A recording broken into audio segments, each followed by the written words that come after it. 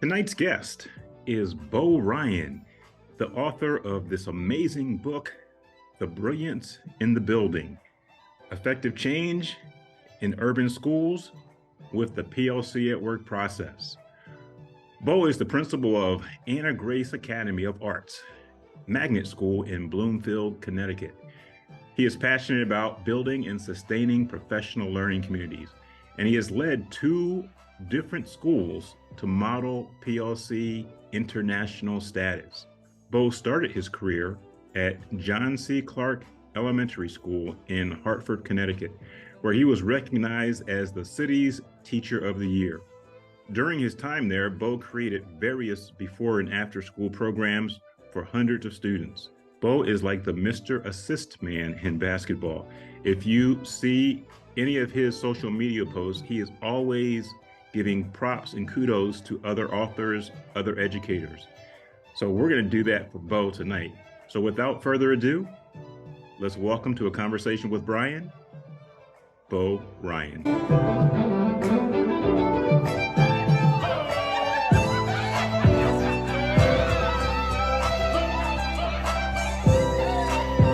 Bo, welcome to the show. Thank you, Mr. Butler. Great to be here. I'm excited. You know, this has been a long time coming, and I really appreciate you taking some time tonight to share your story. At the beginning of each one of my podcasts, Bo, I ask my guests to share a little bit about their personal journey, their professional story, as much as they'd like. And so let my audience know who you are. So who is Bo Ryan?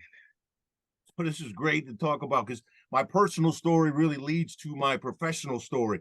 So I think you were an athlete and a great athlete, so you could understand a little bit I don't know about great, but I was an athlete at one point. Yeah. So my dad he was a coach, and he was a longtime coach in college, and he was a grad assistant, so he bounced around. So we lived, imagine being a grad assistant with 4 kids. So we lived in some areas that were a lot of fun to live in with a lot of people. So we lived in Bridgeport, Connecticut, which is the biggest city. We moved to Springfield, Connecticut, and he bounced around from coaching position.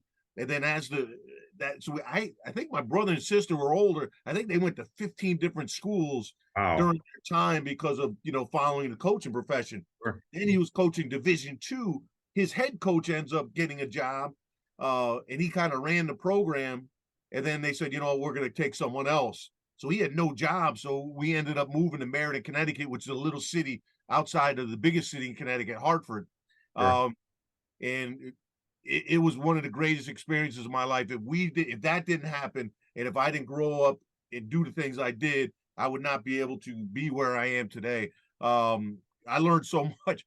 First of all, I was an inner city neighborhood. We're the only white family in the neighborhood. Everything was 3 and 4 family homes, and Right.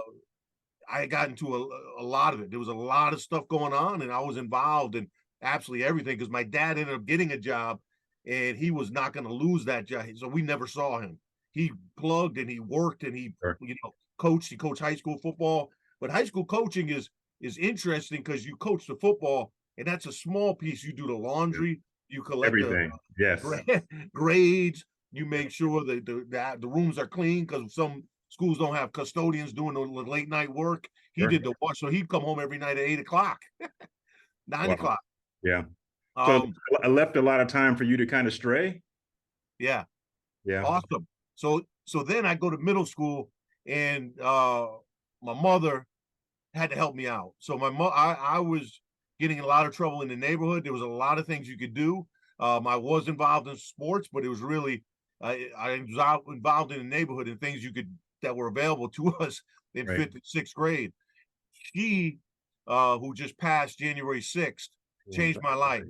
Mr. Butler said, listen, she actually, a side story, my principal of the middle school called me when she died and said, listen, your mother saved you. Basically talked about saving my life. So in middle school, 6th grade, 7th grade, I was getting suspended a lot.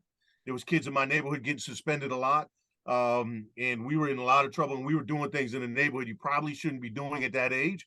And it was to the point where my mother changed her work hours. So she was working during the day, and then she changed it to the evening. So if you do that in a city, just tell you an emergency room, that's a whole different job. So if Yeah. you during the day is kind of nice. You do a city job working emergency room at night. So she would check on me during the day, and she would come in, and my principal, when he called me the other day when she passed her last month, and he said he remembers that story of her calling him and said his name was Dr. Ferry. So she said, Dr. Ferry, I'm changing my work hours. And she had a bunch of swears in there that we're going to change we're going to work together with this kid. So it started to change. I was okay. And then she finally said, she put me through a scared straight program. So I know you're young, so I got a grandson. I'm older than you, Mr. Butler. I'm an old man, but I don't think in you're the older 80s, than me. I think we're probably close to the same age. so they had the scared straight program. So Remember? she Yeah. created her own with policemen and intermarried, because all those folks work in the emergency room. She was Sure. that type of leader. Said, you got to help this kid. The kids he's hanging out with they're just, and he's doing things that are not, that are legal. Like, and so she had that go through. And of course, change doesn't happen immediately. I went and I found a love of the game of football. And I knew that I had to change somewhat. I still had but the other thing is, not many of those kids I grew up with went into high school. Yeah. So and I went to high school. I did okay, played sports. I went on to college, but one of the big things is I almost got expelled at the end of my senior year for just pranking. So I had nowhere to go. So my dad then took over and said, you got one shot. You got two shots. You can either go to the Army or you could go to this prep school in Ashburnham, Mass, who he coached. His coaching connections are Sure. absolutely amazing. Yeah. But Mr. Butler, I couldn't get into this place. I couldn't get in. He's like, I'm going to tell you, the guy's name was Wayne Sanborn, was the starting fullback on my dad's team when he was a grad assistant in Springfield, 20-something. He goes, I'm going to get him in, but I'm telling you, I can't get him in. And so he's going to come down here at the end of May. He's going to work, work the custodian, lawn and maintenance and that stuff. So I didn't graduate with my high school class. My dad said, if you want to do this, you got to leave now and don't come back until next year. And if you don't have this degree, you ain't living here. So I went there, spent the whole summer, did lawn and maintenance and figured it out. And then this hit me. This is a true story. The first day came and all these people are here, and we're walking down the street. I was there all summer, but I'm cleaning stuff. I'm painting. Now the kids are there, and I'm walking. So it's a high school, K through 12 with post grads. I was a post grad. I basically stayed back my senior year, and I'm walking, I start crying, and then like tears, and I'm like, dude, why do I have this opportunity? Like, what about Andre? What about Daryl Brantley? What about T. Robinson? What about Peanut? What about Eric? What about Lamont? All the kids I grew up, I said, why do I have? And I said, I gotta, this is it, man. Got to take advantage of it, right? I had to take advantage of it. And I finished #1 in my class. And they said I had the highest GPA that ever, and I won the friendliest student award for. Like, I just went all in and figured out that, man, you could work at this. But it also changed me a little bit, because I figured out that, man, you can work. Like, there's schools that care. Like, there's schools that say this kid is not going to fail. One of my math teachers, I went up to him. He said, "You're going to be in pre-cal." And I'm a jokester. I like to laugh. So I went up to him. I said, "Listen, there's no way I could be in this class." He goes, "Well, you're going to get an A." And I'm like, "That's awesome." He goes, "No, you're going to see me every day after school, and and this is how it works." And they had a study hall built in where you had to learn how to. And it really, from there, I went on to college. Had 5 college roommates. We went on. And then I got my first job as a graduate assistant, real job at Syracuse University, for football. When were you in Syracuse? I was there 91 to 92 to 95-ish. Yeah, so I'm older than you. I played basketball, and we played Syracuse when I played Syracuse, because Pearl, you remember Pearl, right? In basketball. Unbelievable. Yeah, so Pearl and I were the same age. Oh, wow. Yeah. Yeah, so I go there, and the head coach, his name is Paul Pasqualoni, Ms. Butler. He was a elementary teacher that moved up, and when he was there, they had like the best winning percentage they ever had. But the things I learned there I learned more from being up there, like how to run meetings, how to collaborate, how to work together in teams, the importance of recruiting, the importance of treating people well, the planning process, and how you better be prepared, and you got to do your job. And so I was there for 3 years, and then went on to teach. I taught in the Hartford's North End, which is one of the poorest, most areas in New England. Right. They said, we're going to put you in one of the roughest areas. I said, okay, let's do it. And I just started walking the streets. I got up there walking the streets, went watched basketball. They're like, who's that guy? And then we figured some stuff out when I got there, because the first day I opened, I was a PE teacher. We had the gym. There was kids outside. Now it's 6:45. So then I started opening the gym door, which allowed everyone to come in. They wouldn't have to go anywhere else in the school. Yeah. In the 8 years I was there, I opened the gym at 6:45. School started at 8, and we would have 100 kids every single day in that gym, either playing double dutch, listening to music, that type of stuff. I was able to connect with all the kids, but it was something that had to be done. And I got into home visits. We got into that type of stuff. Then we had. But before you go on, one of the things I always talk about is this idea of relationships and helping kids understand that you're not going to give up on them. And what you were doing by opening that gym, one, you told them that you cared about them, but two, you said, I'm not giving up on you. I need to know who you are, and then we're going to go from there. We're going to make sure you're successful. Yes, sir.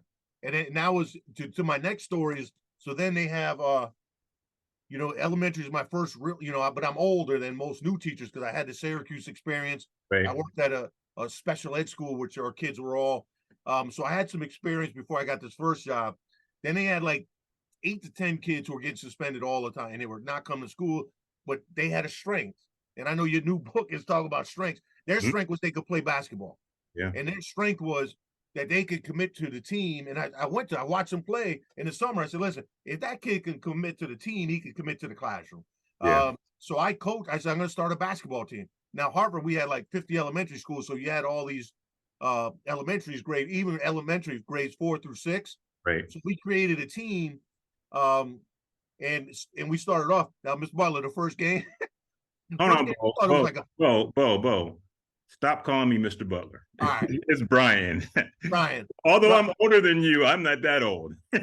So Brian, my first game, it's nuts. So we go in, and I thought it's like a fun, it's elementary school. Yeah. This guy came out. We didn't have, like, we're one of the poorest schools, so we didn't have like the best uniforms. He's calling technical foul on our uniforms, and I'm like, and I figured out from there, this is we got to get kids to kind of compete, and we did, and I did that every year I was there. I think I was there 8 years, and we not only did we every year win like a large percentage of the games. That's not important to me. The suspensions went down. They were always in school. Sure. None of them actually got suspended. And of all those kids, you gave them a purpose. We gave them a purpose. We have to give kids a purpose, and we have to find, Yvette Jackson talks about this, and Goldie Muhammad talks about this. A number of our educators talk about this. It's like we have to actually find who and figure out what their lived experience is, not as, to lower the bar, as context. Ken Williams talks about this, and we have to make sure that we know who they are and how we can connect. That idea of connections is so important. And that's what you did. It's like, okay, how do I use basketball or anything as a vehicle to get them into the classroom? And then they started doing all other stuff. And it was just a way of kind of like, it could have been anything. It could have been they were into this. Like we had so after I became the teacher of the year for the city, they asked me they said, we want you to start teaching reading. And then I said, okay, like, how can I help? And then I started doing that. We ran reading clubs after school. We had 80 kids come. We had library, real books. But once they figured out, like, listen, man, I love all of you. This is how we're going to try to do it. And we did that. And they were able to come in and do some things, but we were able to really work with those kids. And the great thing about this school was like, literally it's a neighborhood school. So you have like, right there's the home, right there. If you want to talk to anybody, you could just walk and you had relationships. Kid act up. I never called, like I wrote 0 referrals in 9 years. And one of the things I just say, I just talk to the moms, like, hey, go talk to the grandmas, go talk to the folks. Is very similar to the neighborhood I grew up in. And my mom, I never could figure out. They would go out, and I would be in the knucklehead kid would sneak out, and she would always find out. But our neighborhood had all 3 and 4 family porches, and Right. people were always watching. So I never knew that Patty across the street was always watching. And she told me later, yeah, she was watching you all the time. I It's a thought she was village. up there, and yeah. So this neighborhood's similar. You just walk by, hey, just want to tell you what happened today. Blah, blah. He's doing great. All right, Mr. Ryan, and that's it. So I think it's a couple things. One, believing in kids, but loving the community, Yeah. loving the neighborhood, and knowing what the neighborhood's about. One of the things I read in your book in your introduction, and if you want to, I want you to speak to it a little bit, because I think it really made an impact on you. When you talk about, you were like 10 years old in elementary school, and some kids went to the portable. And many of those kids who went to the portable didn't finish high school. Can you talk a little bit about the portable and that symbol in terms of education equity or inequity? It's wild that I look back. That was my middle school years where I was wild, and in the book, and a couple of articles I read, in the All Think PLC, the first one, they allow me to kind of expand a little more in the book. They kind of said, stick to the. But there was like a lot of, how it is, it's clowning. We're just making fun of each other. We're going in, and then they would go into a majority of the kids went into the portable, and then I would go, and I never thought of it because all the stuff I saw growing up, like you never thought of it. You never thought of, I went to this kid's house and dad had a garbage bag full of Nickelback back then, like nickel, like, and it was like, now I'm like, how much money was that? And what if I took that? Then like, what if I touched it and dad saw me, like, so I saw that type of stuff, and you're like, so those kids that went in there, I never thought of it till I started really growing older and writing the book. And then but all those kids, none of them graduated high school. None of them, and like one of them, it's interesting, since my mom passed, my dad, who's retired, it's crazy. So we're having a ceremony for her. So he's been meeting with all these folks because he was a nonstop coach, and all of them talked about growing up in our house and growing up with my mom, who had everybody in the house. Like, you come home from college, she'd have 5 kids, neighborhood kids. They're eating ices and all that stuff.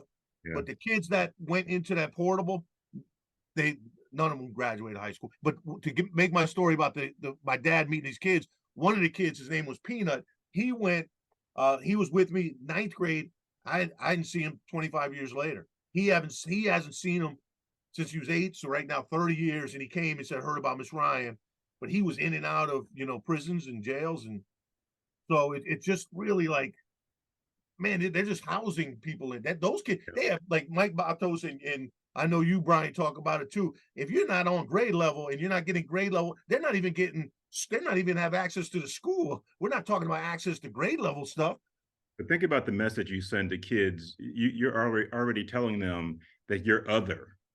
We have already told you you're different, and that you're not worthy of grade level. That's what you're telling us when you put some kid in a portable, and that's where they stay most of the day, and they don't learn grade level material. Yeah. So that was something that was really interesting. And then when I started teaching, Brian, and started going, my first gig was I was an assistant principal, and I was 5 years in kind of like a suburb area. I couldn't get a principal job in the city. Right. So then I went back to the city, and really the thing for me was creating a culture like PLC, but really making sure we hire, because we were creating a brand new school, hire people that have 2 things. One, they care deeply about kids and they have actions and evidence that they did something to help kids. And then the second one is that they're good teammates. Because I tell you, the thing I've learned is, man, we've hired some people that have been teachers for a long time, and it did not work because they were not able to collaborate with others. Now we're doing some stuff now, man. It's like, wow. Like, because we're trying to all collaborate. We're staff shortages. We're trying to figure stuff out. But if you don't have a collaboration in that focus in the system, it is tough to do it nowadays. Doesn't it kind of amaze you that we are supposed to be the profession of learning, and we should be all about kids, but some of us still want to hoard our materials and work in isolation, knowing that, one, hopefully I could learn from you, Bo, but 2, if I'm somebody who's been working for a long time, I should have some skills, some knowledge, some experience, some expertise that I can share with others, that then they can go and help a kid. But that doesn't happen at times, and it baffles me. Yeah, You know, I think that's a piece I'm seeing, and I'm also seeing, I've seen some stuff. And then last year, Brian, I get a call to join Dr. Muhammad's team. Now I've read his stuff over and over, but man, he's at like a LeBron James level of intelligence, and I'm like, and then I started figuring it out. And then I went down there, and Brian, I don't know, don't let him watch this video. The first time I saw him, I did the overly aggressive hug. I was so fired up. It was like a rock star. And then I think he dropped his phone, him and Mr. Cruz. But the way he talks about, and it was the first time I've heard his culture as far as looking at the adults and what are the adults doing, and then separating the adults, fundamentalists, tweeners, survivors, like, I'm like, wow, like this is so brilliant, because people don't look at that. They don't want to look at the adults. You know, they don't want to look at themselves and see that. I think what Anthony does so really exquisitely is that he doesn't defame people. He says these are behaviors, right? And he says that, you know, some adults who are fundamentalists,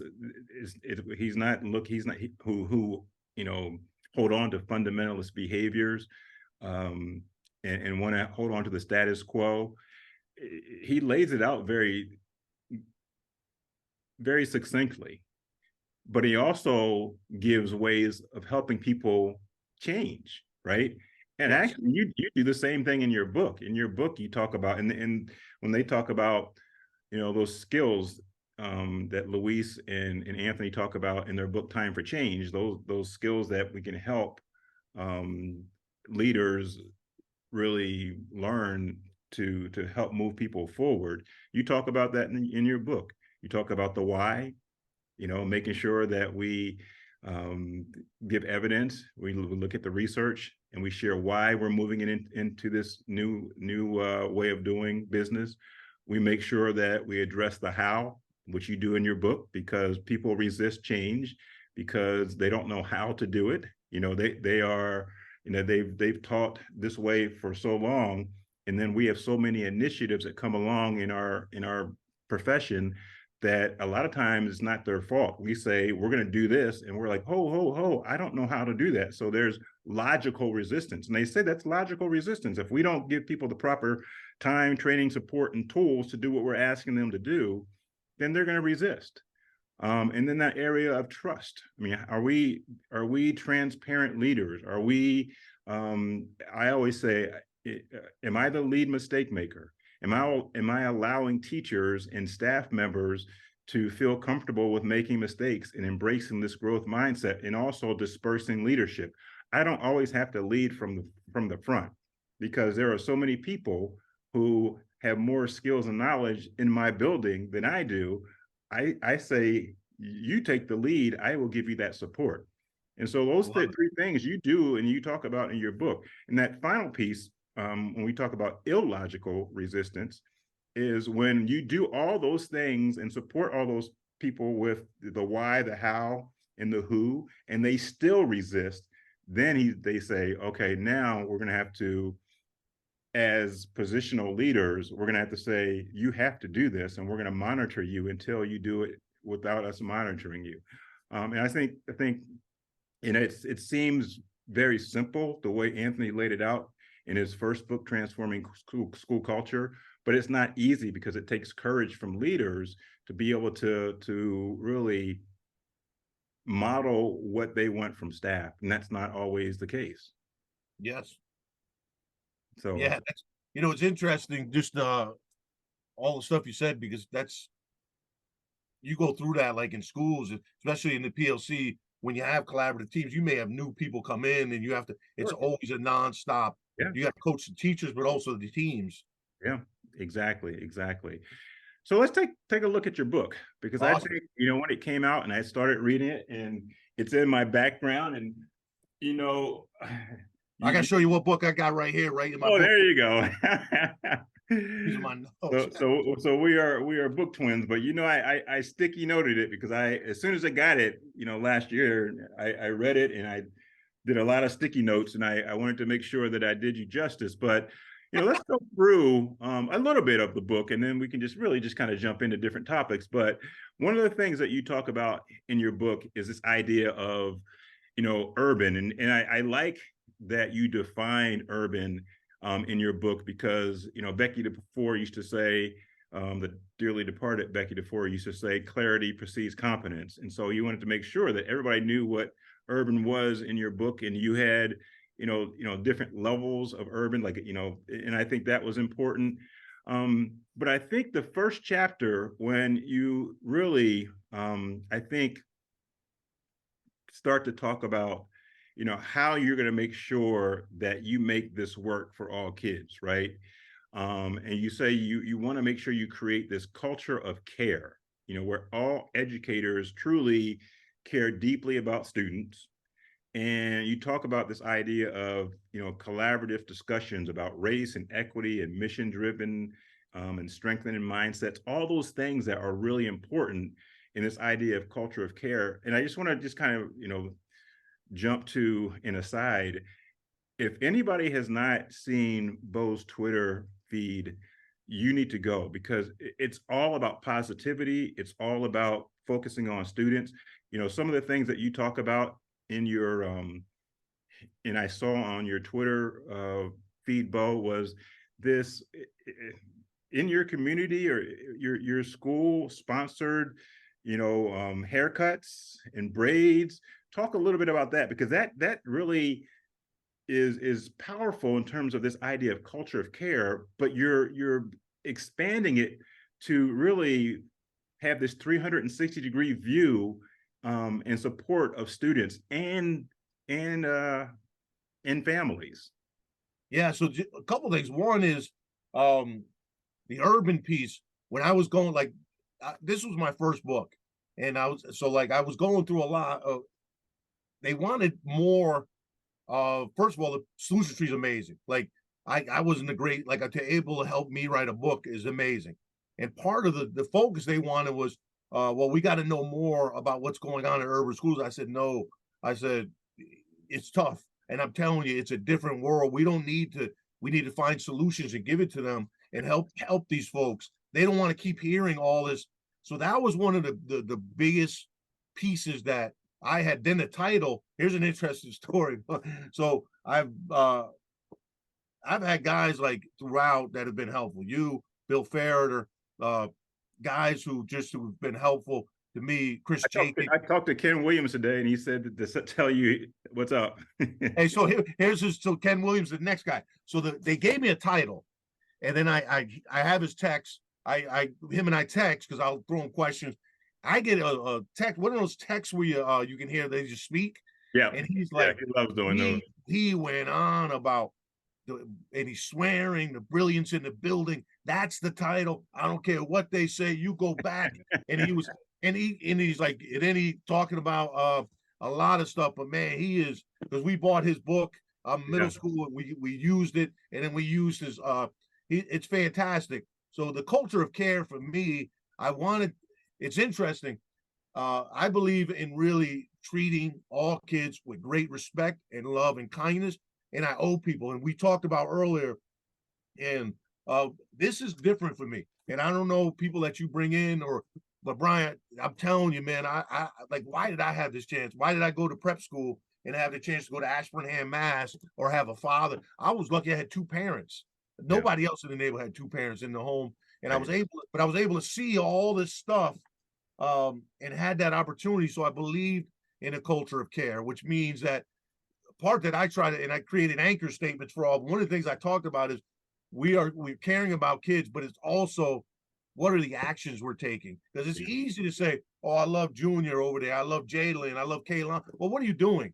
And how can we support that? So that was one of the things. And then I started, I've always done like an overall, like, how can we make this better for all kids? So the braids and fades came in through years of me, I think, getting kids haircuts and being in the community. That's where you see a lot of folks.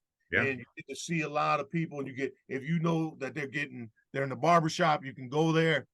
So we would just pay, and I would pay for anyone. Guys, you come down to the barbershop and we'll pay for the first 20 haircuts. We also started signing kids up at the barbershop. So then Miss Nelba is amazing. So she has the Anna Grace Project.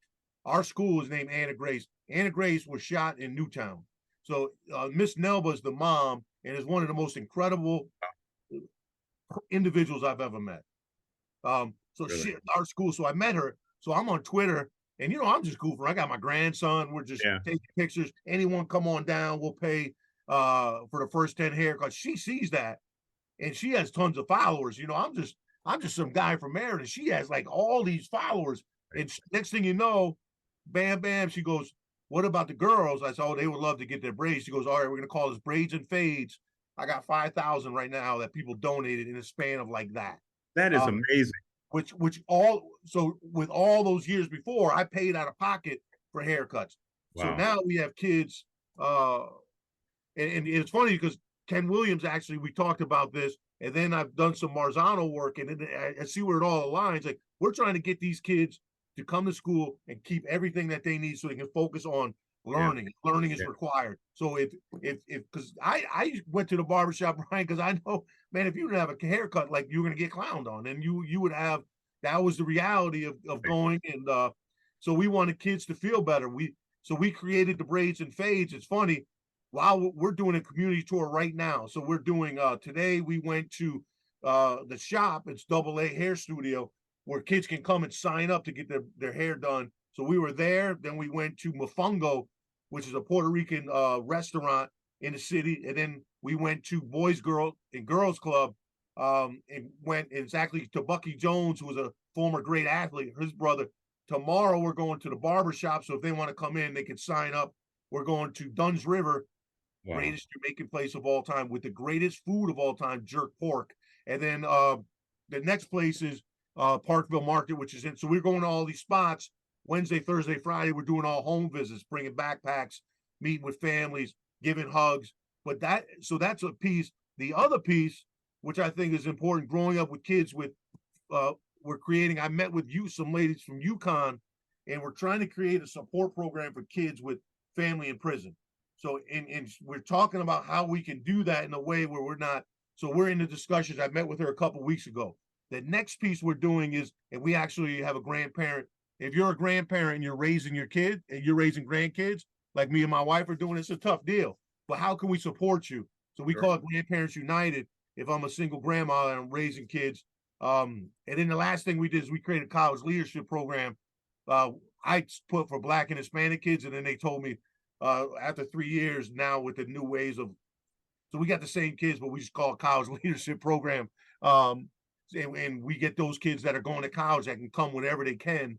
But our kids are 90% Black and Hispanic. So if they could see kids who are actually going to college in your school as the visual, they see me, like, but they see my son is one of the kids. He comes. We have 5 or 6 kids. They come. 2 of our kids just left to play pro football in Canada, which is pretty amazing. So just to see these kids and the way our kids react and be around. So those are 4 of the programs that are kind of equity actions, but also things of really pushing the culture of care out there.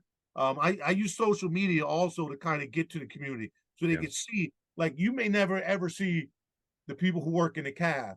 So I have great respect for them, because my dad grew up, his dad died in World War II. So he was raised by an uncle in a restaurant, an Italian restaurant. Right. So I want to go in there and find creative ways, like, hey, we're back here. What do you got for lunch? And just trying to, and then they see those people and they love that stuff, or custodians or that type of stuff, of highlighting all those stuff. And then they see in social media. We had a lady come today. I'm coming here to your school because I've seen Facebook of what the school is about. Awesome. So that's a piece of the culture of care. When you talk, it just gives me chills, because it really resonates with me. It's a lot, in the way that I worked at my former school, or we worked at our former school, where we visited homes. We made sure that we had just open communication with parents. And then when we talk about, our custodians, or our cafeteria workers, or office workers, we wanted to make sure that they were seen as the experts in their area. We were talking the other day when, I had a question answer kind of session with this principal. And I said, if you truly are a professional learning community, that means every adult in the buildings, is a teacher.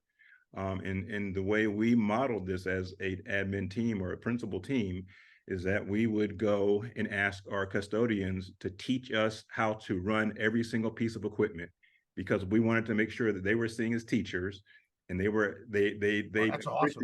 they appreciate that, and we were changing, the T5, which is a buffer. We had to change the pads. We wanted to know everything about what was happening in our school, but we also wanted to make sure that the people we were asking, who traditionally aren't seen as leaders or as teachers, their support staff, quote support staff, we wanted to make sure that they were elevated, and we had the power and the influence as the administrators to elevate anybody. And so we wanted to make sure that people saw everybody on the same playing field.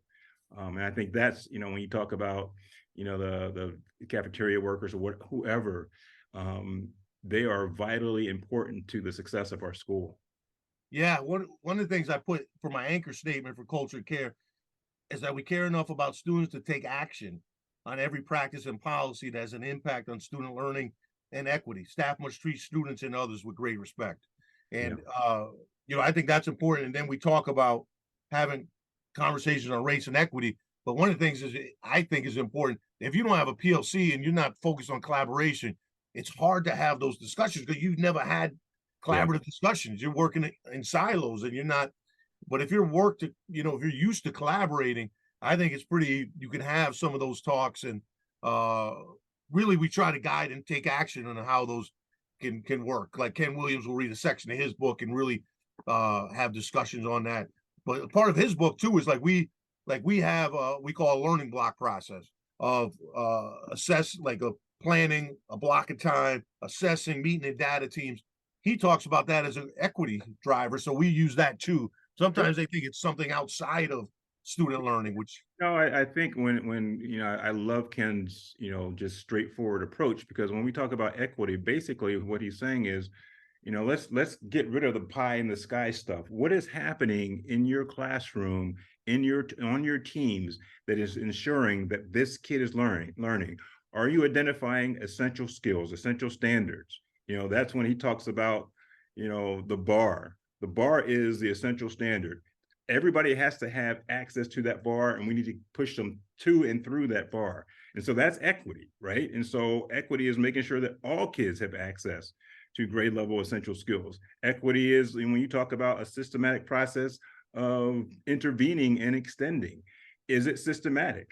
It can't be systematic if you're not working in a collaborative culture. So, when you talk about your chapter 2, when you say, creating this culture of collaborations, and you have 3 actions, you talk about this idea of, maximizing time, ensuring team success, and coaching up teams.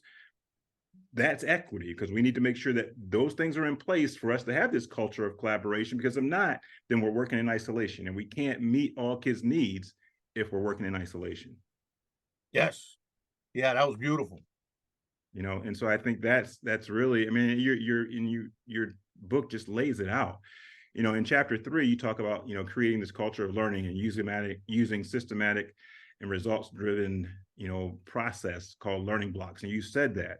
I think that is the way you all use your learning blocks, because what you say is, and I think we've talked about this, for 20 some years for the PLC at Work process. And Rick and Becky DeFore, the late Rick and Becky DeFore, and Bob Aker talked about this. How do we create the culture where we are not dependent on tons of money? Because how do we create the culture of learning within our school, within the contracted duty day? And that's what you do in your learning blocks, and your focus on high quality instruction. Yeah, so a couple things. One, when I was so I'm 22 years old, a graduate assistant. Graduate assistants in college football are the lowest of the low. So, yeah. So hey, one quick side story, Brian. So I'm a 22-year-old, and we're going for the #1 recruit in the country, dual threat quarterback, a guy by the name of Donovan McNabb. So I'm in this meeting, and he's coming in, and the head coach says, "And Bo Ryan, you're going to pick him up from the airport." Who puts that pressure on me? How cool is that stuff? They will never let me back in. Lucky he was like one of the greatest human beings I've ever met. I met him, and man, what a leader! What what a person. But the things I learned from coaching was it was the learning process. So we were one of the years, I think we're 8-2. We won the Big East championship back in '90. And next year, but the Virginia was running a style of defense with the Barber brothers, Tiki Yes. Barber brothers, Yep. and they were running and they're like, we're gonna bring them up. And I'm thinking to myself, what number 9 in the country? And Coach Pascaloni explained that we got to keep getting better. Right. We have to. So that's what the results driven culture actually came when I was a PE teacher. Because at PE teacher, you had no, and I didn't know anything about PLCs. I had no instructional practice. I had no direction. Though, so I just started looking up like the fall. We're going to do all these different things. We're going to read about sports. We're going to write about sports. And then we're going to do different things, but everyone will be active and engaged. Everything will, and then we'll have in the middle, we'll have a performance task. The end, we did something called sport education where they will try every role in sports. It was wild. We had baseball, like we played an actual game. We had people at the concession stand. We had reporters. We had coaches. We had, so they taught all that. So I started everything about the business actually of baseball as well. That is amazing. All that stuff, but it was blocks of time. And it was ways of looking at not only like, so then when we took over the school, we created a brand new school. We get kids, most of our kids from the city, and then we're supposed to get kids from the surrounding towns, but we get most of them from other cities. So we get, it's an interesting thing. It's those interesting dynamic. So the first test we ever gave, it was a correct, our district's common assessment. It was good. Everyone failed. Like it wasn't even close. So the next district assessment was going to be in December. So we met and we had all young teachers. We had to make 2 decisions. We made one decision and we created a block of time for more reading for everyone. We were going to say everyone's going to read. I'll create the lessons. We're going to everyone. No one's close to getting it. It will create more reading for everyone.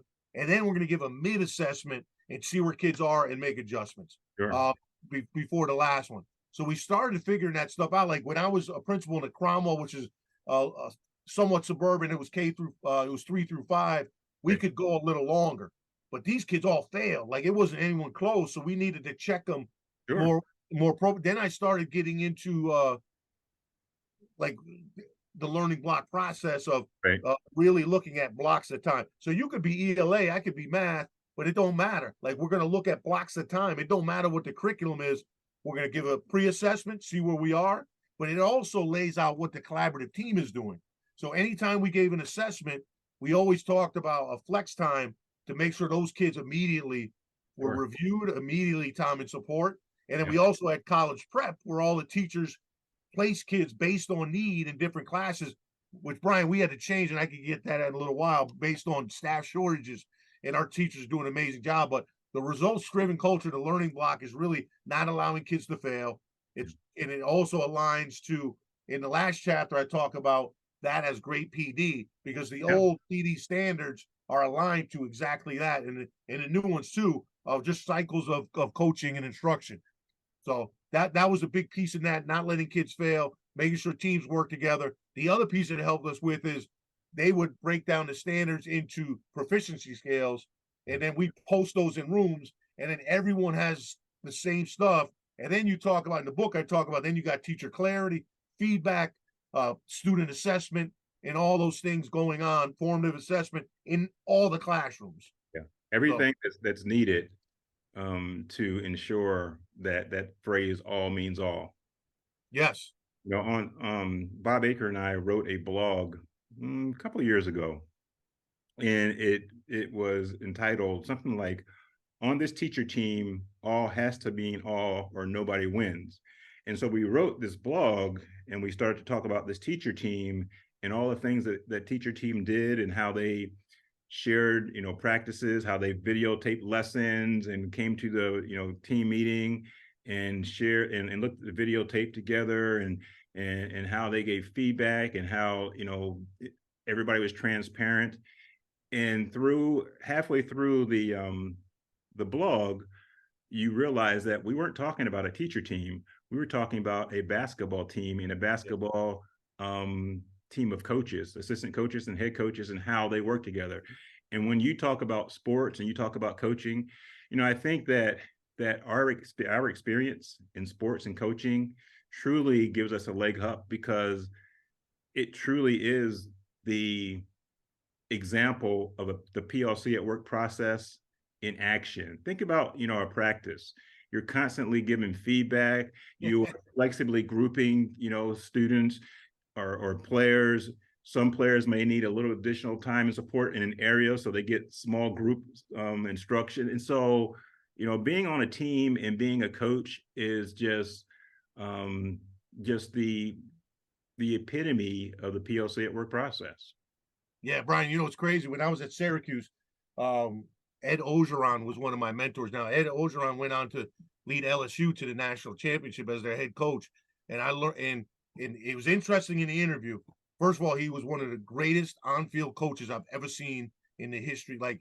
So anyway, they're interviewing him, and they let me go in as the grad assistant. I'm like, all right, or I snuck in one of those. But anyway, I'm watching him, and then they ask him, and they say, how hard are you going to work? Because in coaching when I was coaching, it was always like you had to work until 2:00. You had to work till 1 in the morning. So he says, and this was amazing. He goes, I'm going to work to 10:00, and then I'm going home, because the most important part of our day is when we're with those kids and we're practicing. And he said, and if I'm not engaged and excited and enthusiastic, it's not going to matter all this stuff that we're doing. So he was talking about self-care back then and getting all that stuff done. But I agree with what you're saying. I grew up in a coaching household, and it's constantly looking just to get better. It's constantly looking like, how can we get better? What else can we do? How else can we improve what we have, and how can we improve our people? And when I learned about the PLC at work process, a light bulb came on, and I'm like, this is just like me being on my team or coaching. It really is very similar. Yeah. Hey, at the end of your book, you talk about, or not the end of your book, throughout your book, but in your description of your chapters, you talk about this vignette where you kind of follow Mr. Lewis, who faces different challenges common to urban schools and school districts. I mean, I love that vignette because it really paints a picture of the challenges, but also it paints a picture of how do we attack those challenges.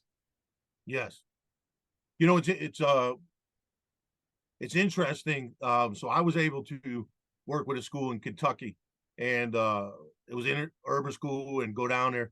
A little different. Urban areas different down there than ours is really packed. They didn't even have a corner store. I'm like, come on, man. I said, can I go? I was ready to leave the building. I said, I'm going to go across the street to the corner store. They're like, we don't have those down here. I'm like, really? So anyway, one of the things, and this is where the title, The Brilliance of the Building, I go and I watch these two ladies teach math. And I'm like, those two ladies are in the school that maybe the state is getting some plan for, man. And they asked me your suggestions. I said, get people to watch those two. Are probably two of the greatest teachers I've ever seen. Yeah. And they had 25, because this was an all boys school. This was 600 all Black and Hispanic boys, and these kids were locked in. Two different teachers. So it's possible, A, but two, those two, they were doing really good in that subject. But how can we get everyone else to kind of do that stuff? But they also had a lot to learn. They also could have had their standards posted, had kids self-grade, that stuff. But man, so that was the title of the book. Really, there's so many of these holes, and you probably seen where you just see fantastic teaching going on, and trying to get every kind of people, every person in the school to kind of do the same. So you don't have just one teacher of the year. You have a school of teachers of the year. So I think I love that story, and I think when we start to think about our profession and the educators in our building, if you add up all the years of experience, knowledge, skills, wisdom that it's in the building, there should be nothing that we can't accomplish if we put it together and we share with each other. Like you said, if I'm working hard and somebody else is working hard and they're acquiring skills, but we never talk, I only have the benefit of my skills. I don't have the benefit of 20 other people or 50 other people in my school. And think about how much I'm missing out. Yeah. I love that title. Two quick stories. Yeah, two quick stories I have for you. One is So we had a leadership team, and we had people from each grade, Right. special ed. We had that team. The challenge with that team is so in the district they get stipends. So those people with stipends kind of have the same position. They, you know what I Right. mean? They kind of, but the problem is our staff is 60% Black and Hispanic.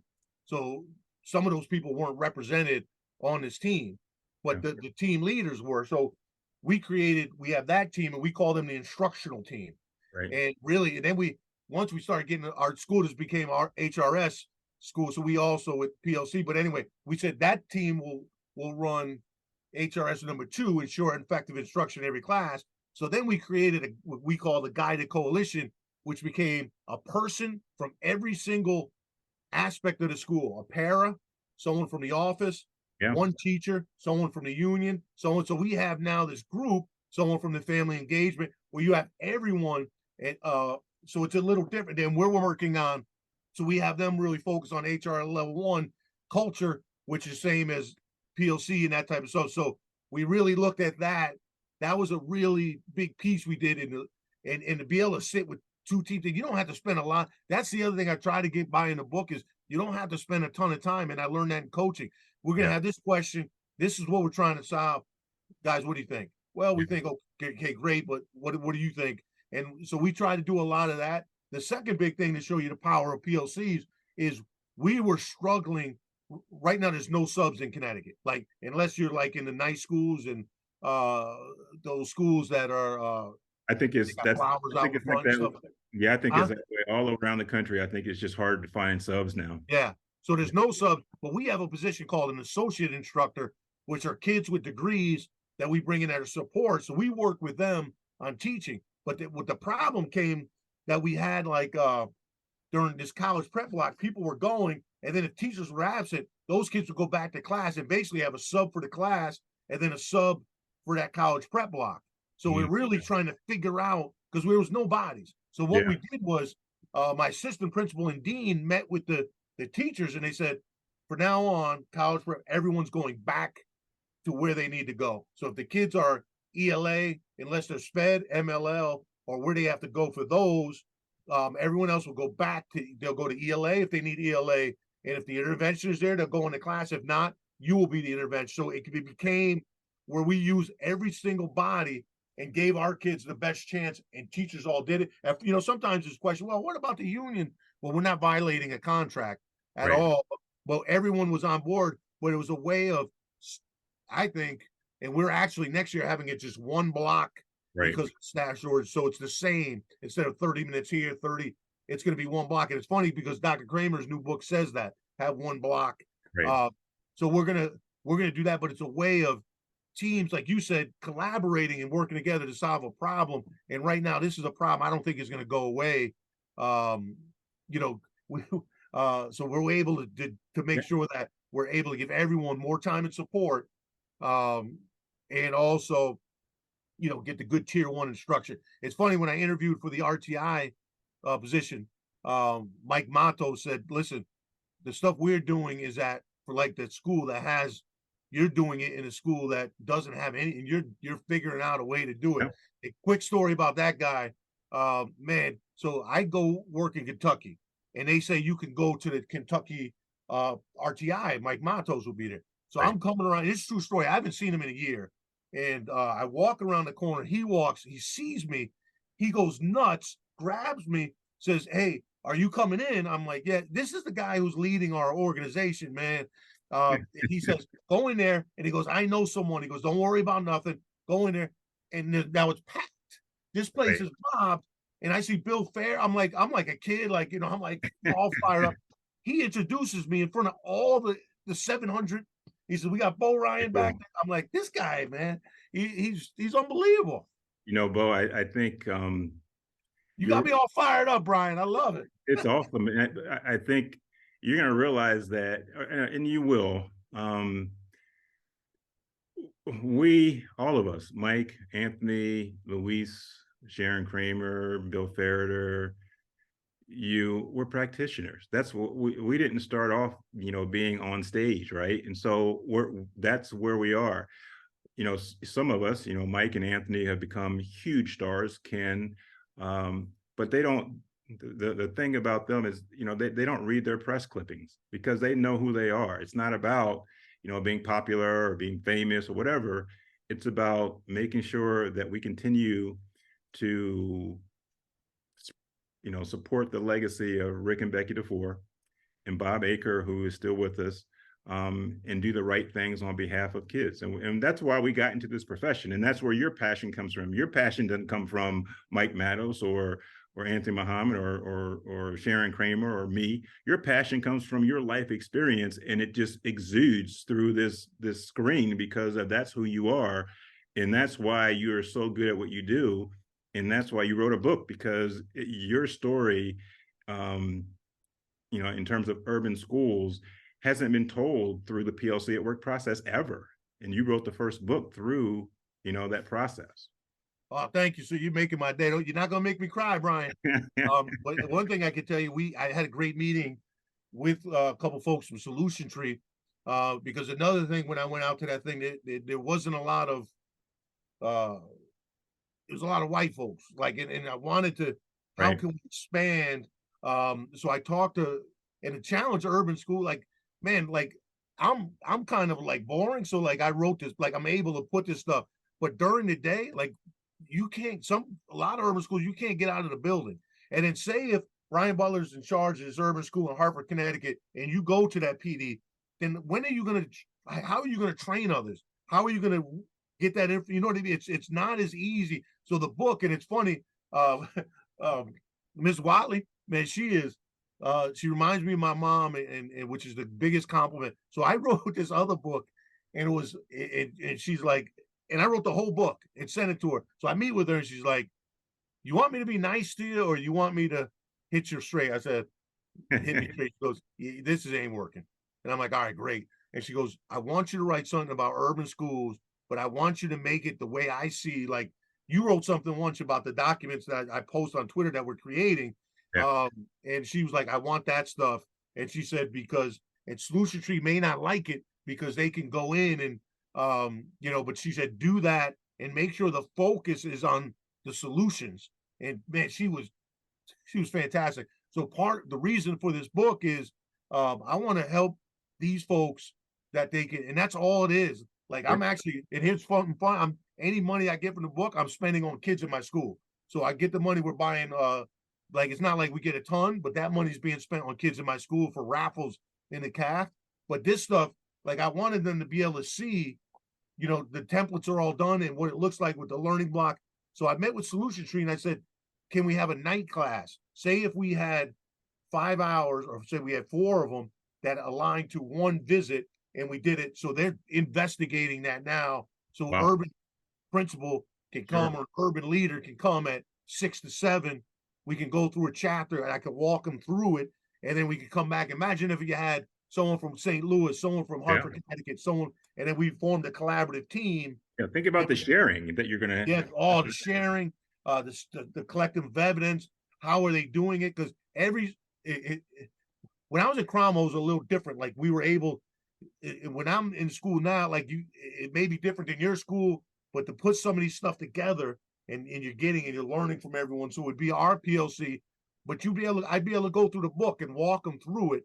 Sure. And I had a plan and I sent it to them. So she's checking on that. And, that's something I want to help folks. That's what I want to do. Well, it comes through loud and clear, Bo. It comes through loud and clear. Hey, we're going to have to wrap it up. We're going to have you back. I'm going to hold you to that. I know you're only saying that because Dr. Muhammad's not available, but I'll come back. Dr. Muhammad's already been on the show, so I know. I saw that. I told my wife, I said, "Look, awesome. He's on the show and I'm on it." No, this has been great, but I would like to follow up and have you back at some point, because I got to show you one thing, Mr. Butler. Still have a lot to tell. Go ahead. Creating the New American School. Cool. Dr. DeFore. This is the first book ever. Yeah.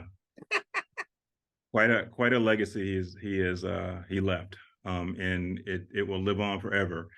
So, friend, I appreciate it. At the end of every one of my shows, I use this old African proverb that I used when my dad passed away 3 years ago. and it goes, "As I go, I am wearing you."